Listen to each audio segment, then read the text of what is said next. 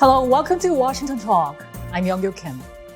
In his inaugural speech, South Korea's new president Yoon Suk-yeol promised an audacious plan to strengthen North Korea's economy in exchange of Kim Jong-un's tangible steps toward denuclearization of the country. But just 2 days later, North Korea fired 3 short-range missiles into the sea while publicly admitting to a COVID outbreak for the first time. Today, we'll discuss these and more.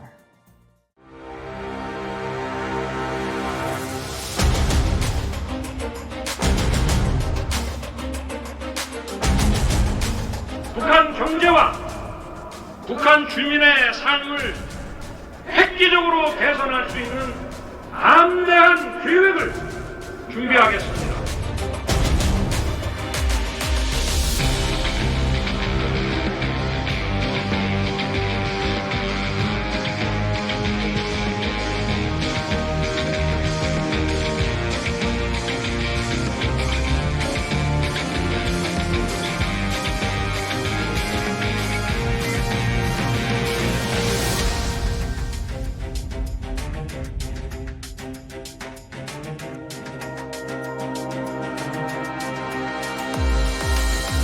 The DPRK is also reconstructing its nuclear testing site in preparation for a 7th nuclear test.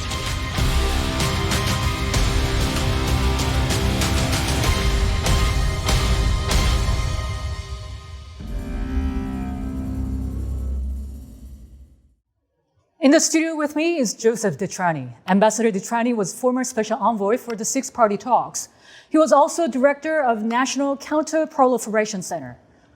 Also joining me is Mark Tokla, vice president of the Korea Economic Institute of America. Mr. Tokla had served as deputy chief of mission at the U.S. Embassy in Seoul. Thank you so much for your time today. Really Thank you. Good to have you both in the studio. Pleasure. Great being here. Well, first of all, Ambassador Ditrani, what's your impression about what the President Yoon Suk-yeol said about North Korea in his first speech as president? Well, I think what he said was positive in the sense that he's prepared to engage, the Yoon administration is prepared to engage with North Korea. We're talking about complete, verifiable denuclearization of the Korean Peninsula. South Korea has no nuclear weapons, so we're talking about North Korea. I think that's encouraging, and he's talking about being audacious. Mm-hmm. That means going beyond talking about the Libya model. You give up all your nuclear weapons first, and then maybe we'll talk to you about what some of the deliverables will be for you. I think he's prepared to move forward in an action-for-action basis where North Korea gets some benefits, if you will, security assurances, et cetera, certain sanctions being lifted, as they move towards denuclearization. So I think he's ready to look at a very comprehensive roadmap. And for me, I think that's encouraging. And I think for North Korea, I think they would be at least receptive, not necessarily amenable, receptive to hearing what the new administration has, the Yoon administration has in regards to North Korean relations. Mm-hmm. Mr. Tokla, what Yoon Suk-yeol said, is this similar to what South Korea's previous conservative presidents have said? Oh, it was similar. What President Yoon said was nothing remarkably new. I think both the South Korean administrations and the United States have said for years that if North Korea would abandon its nuclear weapons program, many things would become possible, including economic aid. But just because it wasn't new doesn't mean it wasn't worth saying. I think having campaigned by talking about being tough on North Korea, I think it's important for President Yoon to signal early that he's interested in a diplomatic way forward. Mm-hmm.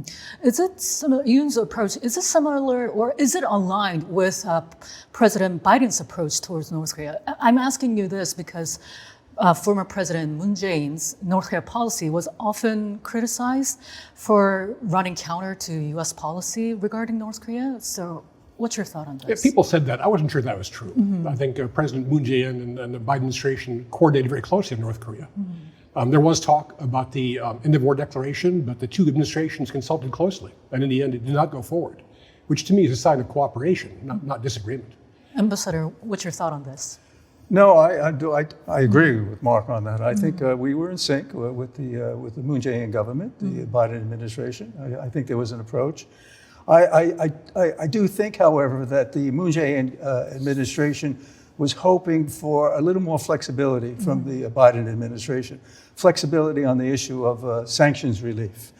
possibly looking at a freeze. So something to get North Korea to re-engage. And I think that was that element of disappointment, that there was nothing really new put on the table. And it's understandable why nothing new was put on the table, because we've been there before, giving, if you will, some concessions, advantages. But I think there was a bit of disappointment from the Moon Jae-in government as to how the Biden administration was addressing the North Korean issue. If I could add a brief footnote on that. One thing people grumble about is the lack of joint military exercises. And for some reason now they're thinking that was Moon Jae-in's fault. They forgot that it was Donald Trump who suspended the joint exercises unilaterally. Didn't even consult South Korea. So that one's on us. I see. And the inauguration took place, and just 2 days later, North Korea fired three short-range missiles into the sea. Ambassador, is this North Korea's response to Yoon Suk-yeol's suggestion? This is how North Korea does business. We've had over 30 years of negotiating with North Korea. I mean, even before you have a formal negotiation, they will launch missiles, short-range ballistic missiles. This is how they do business. They want their interlocutors, in this case, South Korea, the new Yoon administration, to focus on North Korea. And North Korea needs to make it very clear they're dealing from a position of strength. They're showing what they have on their, if you will, their ballistic missile capabilities. So no, I'm not surprised. This is how they've been doing business for over 30 years. So and we talk about North Korean missile launches as being signals, but they're also engineering projects.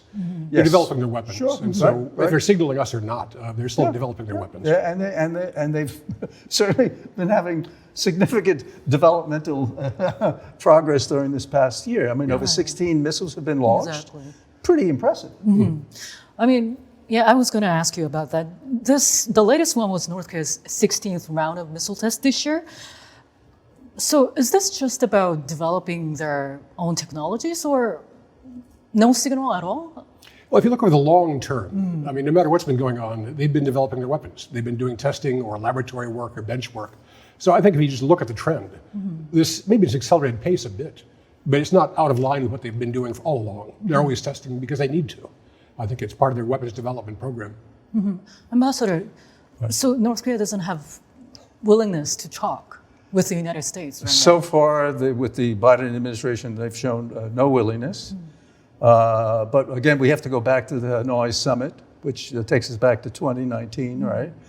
Where they were so disappointed. Certainly Kim Jong-un was so disappointed from the U.S. side. So I think that started at that time, although there was a short DMZ, meeting between President Donald Trump and Kim Jong-un, but that was all, celebratory, no substance. So it's not just the Biden administration, it was towards the end of the Trump administration also that there was really no interaction between the U.S. and the DPRK. So I'm wondering, the North Korea firing missile doesn't necessarily mean they're not willing to talk. Well, I agree with Mark that they were firing missiles. They're working on their technology.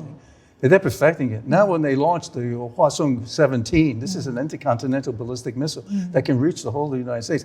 They're working on those capabilities. And as Kim Jong-un said in his speech in January of 2021, hypersonics and ICBMs, and they're going to MIRV the ICBMs, they're going to submarine launch ballistic missiles, cruise missiles. He's talking about a very aggressive program to enhance not only his missile delivery systems, but we have to also keep in mind, as we talk, he's building more nuclear weapons. There's more fissile material being produced, and they're building more nuclear weapons. So we're seeing the missile part of it, but what we're not seeing is what he's doing with his nuclear weapons program. Okay, missile launching aside, I think two things have happened. One was Hanoi came as a shock to Pyongyang. They expected to get a deal. They didn't get one. There's still recrimination, I think, about what happened there. So that's been slowing up diplomacy while they analyze that. And then second, they're in the middle of a national extreme emergency on COVID. I think they're very preoccupied with domestic concerns. Yep. All right. And the U.S. government, both White House and the State Department, they're assessing that North Korea could do its 7th nuclear test as early as this month. Mr. Tokola, this is anybody's guess, but is this likely? I'll go with your anybody's guess line. I've got no idea. We don't know. There's always signals they're preparing or tunneling or moving things around. They may test or may not. I wouldn't predict. What is the possibility? Well, I think Punggye, they are working on those tunnels to reactivate the facility. No, I think they will have a 7th nuclear test. I think the thermonuclear test that we saw in 2017 was successful. It got everyone's attention. This is a hydrogen bomb. This is pretty significant. I think there will be, and it's a clear message that indeed is, but also on the technology side, they're working on those capabilities. But it's also a very direct message that the moratorium obviously is over since the Trump administration and the summits. That's over. The self-imposed moratorium on missile delivery systems and on nuclear development, that's over. And North Korea is just going to move, as Kim Jong-un said early on. This goes back to 2012, 2013. He's going to really build and again in January 2021, he's really going to rush and put more emphasis on building his nuclear and missile delivery systems and so forth. And that's the reality.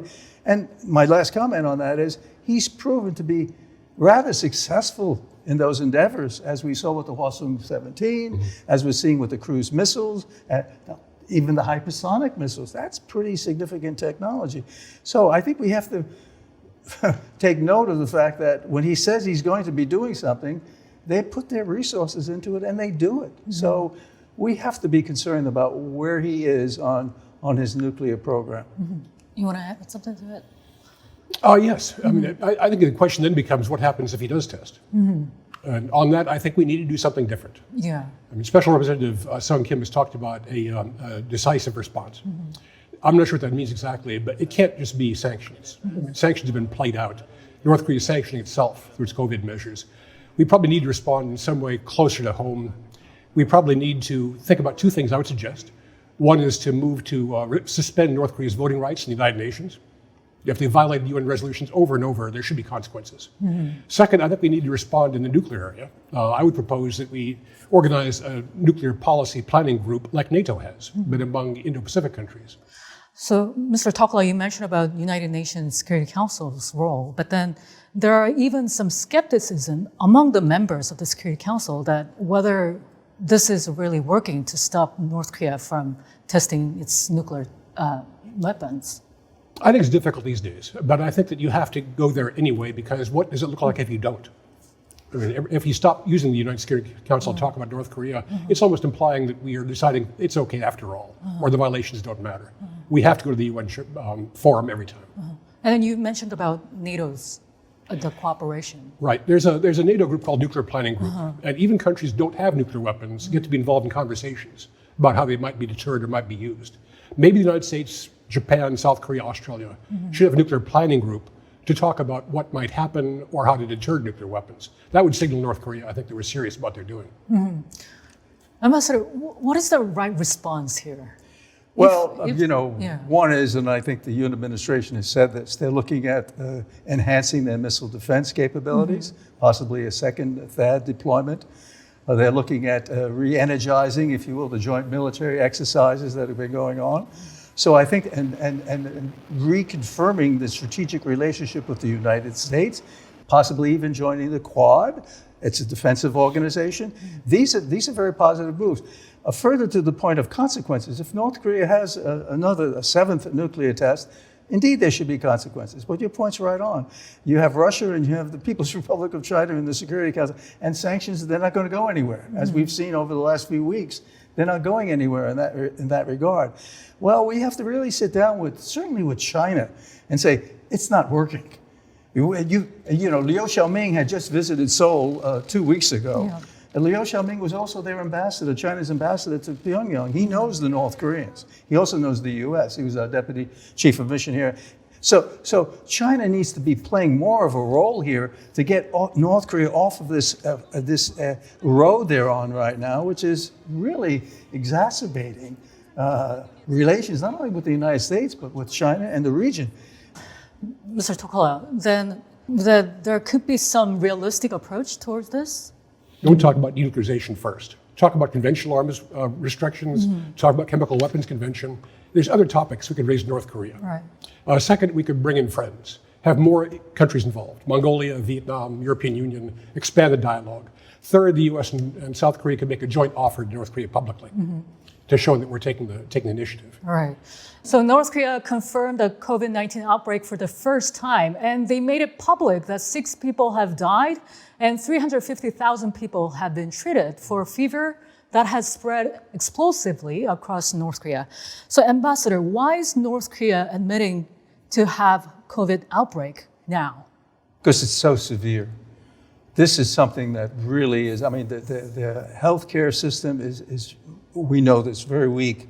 We know this from the United Nations study with the DPRK, over 40% of the population is malnourished. We know this from the 1990s when they had the food shortages, significant starvation that was going on in the mid-90s. So we know there's a confluence of issues that came together. So I think this is North Korea saying, we do have this problem. They don't have a vaccine. The COVAX vaccine has never been accepted. Even China's offers have not been accepted. So, and the testing is minimal, if anything. So they're really in a dire position here.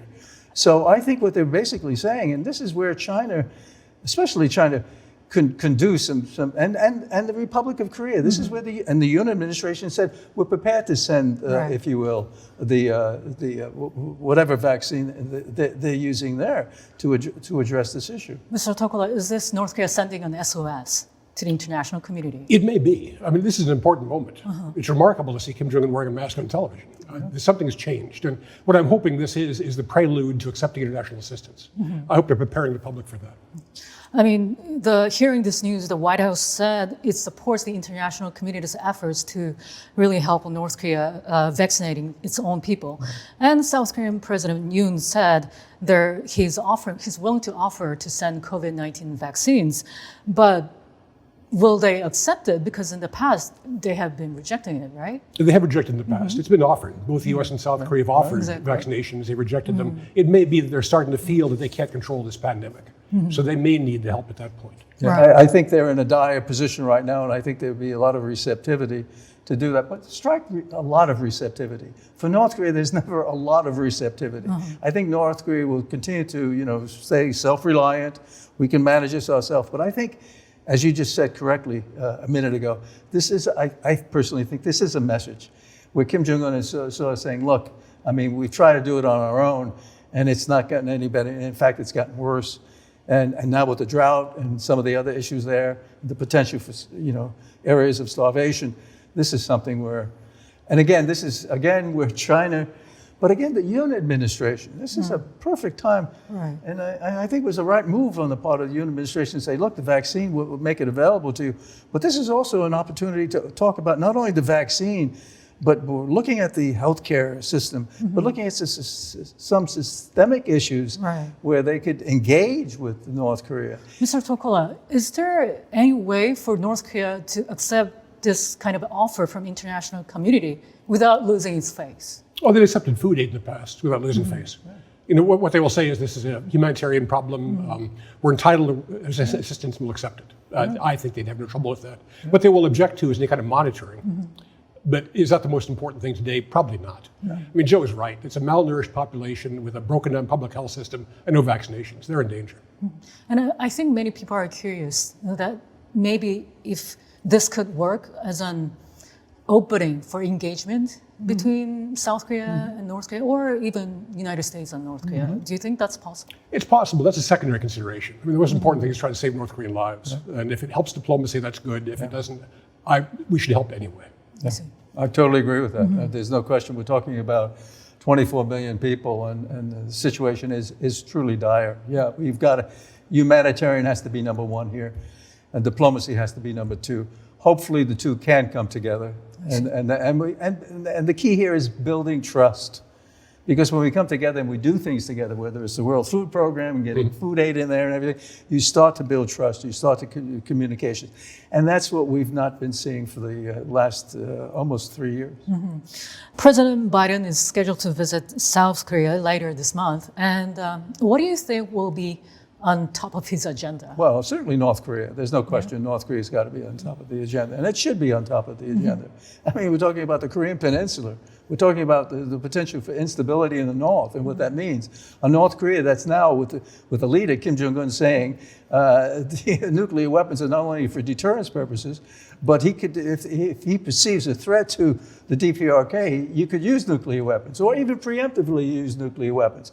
So yes, I think we need to talk, they will talk about North Korea, but hopefully they're talking also about a roadmap and how we can get the Chinese more engaged, how we can tell the North Koreans we're prepared to be flexible and creative. But the core issue is never and not accepting North Korea as a nuclear weapons state. We're talking about complete verifiable denuclearization in return for the benefits. And I go back to the September 19, 2005 joint statement from the six-party talks. That's not a bad document to be looking at. I see. Mr. Tokola, yeah. I go might ahead. disagree a little bit. I'm actually not sure North Korea is going to be the number thing on their agenda. If North Koreans do something provocative, it'll have to be. But I think that Presidents Biden and Yoon would probably like to not talk about North Korea. I think what we're going to talk about is how to pave South Korea's way into this global community effort that Biden and Yoon both talked about. Whether it's Quad Plus, whether it's working with the EU and Australia, how to work with Japan. No, it's going to be multilateralism. It'll be the theme. I think it's an excellent point. I think certainly the Quad, talking about enhancing missile defense, joint military exercises. But a lot of that is in relation not only to North Korea, but the China piece. So I think China will be maybe not in the news, but will be discussed also. And Ukraine. And Ukraine, what's going on in Ukraine, which makes even complete verifiable denuclearization with North Korea that much more difficult, because they're seeing what's happening in Ukraine. And then North Korea's, maybe the COVID vaccine aid It could will be. be I think on the supply chains, resiliency would be a big issue because Korea is such an important country in the world for its technology exports and developments. I see. So I think the semiconductor supply chains will be a big issue too. And 5G and artificial intelligence. There's a lot on the U.S. South Korea technical agenda that needs to be talked about. Right. I see. Energy. I should have mentioned energy. What do you expect to see in the coming months in terms of the relationship? I mean, a lot of things happened obviously in North Korea as well. So do you expect to see this kind of provocations continue? Yeah, my personal view is yes, I do think. However, the coronavirus, that's a new issue that's been put on the table. So that could change the whole dynamic. It could provide an opportunity to move in a different direction. But having said that, I do believe further escalation will continue. I think there will be another nuclear test. I think North Korea will persist with even more missile launches. But again, the coronavirus, and now admitting to having that situation in North Korea, I think that has to be considered very seriously. But no, I think he's on an escalatory path, and I think he's going to continue on that path. And I think he's got China and Russia that are very supportive of what's going on there. And again, the U.S.-China relationship is so important in regards to resolution of this North Korean issue. And this is where we, the United States and China, really have to come together and say this is an issue that affects not only our respective countries and the Republic of Korea, but the region and the world. So hopefully that's going to be movement with China.